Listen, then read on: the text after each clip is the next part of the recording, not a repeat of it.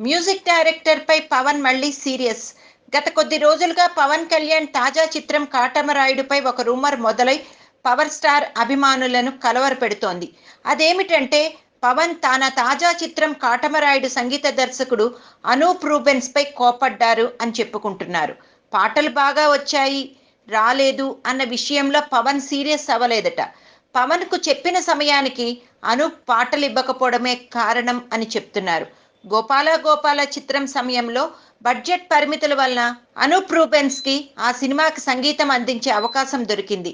ఆ cinema album పర్వాలేదనిపించడంతో మళ్ళీ అదే పవన్ డాలీ కాంబినేషన్ లో వస్తున్న కాటమరాయుడు చిత్రానికి పనిచేసే ఛాన్స్ కొట్టేశాడు అనూప్.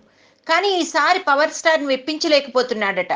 కాటమరాయుడు పాటల విషయమైపై అనూప్ పై పవన్ సీరియస్. ఇప్పటికే ఆ సినిమాకి అందించిన కొన్ని ట్యూన్స్ మీద అసంతృప్తి వ్యక్తం చేసిన పవన్ ఇప్పుడు అనూప్ పై చాలా సీరియస్ గా ఉన్నాడట. ఒకటి ట్యూన్స్ గొడవైతే, రెండు అవి కూడా ఆలస్యంగా ఇస్తున్నాడట.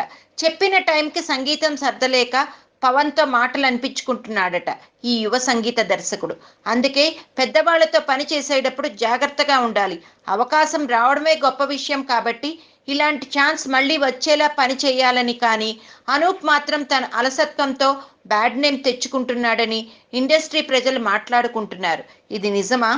అనూప్ చేతిలో ఈ సినిమా కాకుండా మరో 8 చిత్రాలు ఉన్నాయని, అవి ప్యారలల్గా వర్క్ చేసుకుంటూ వస్తున్నారని, ఆ ప్రెషర్లో పవన్ సినిమాకు సరియైన సమయానికి ఇవ్వలేకపోవడం జరుగుతోందని చెప్తున్నారు.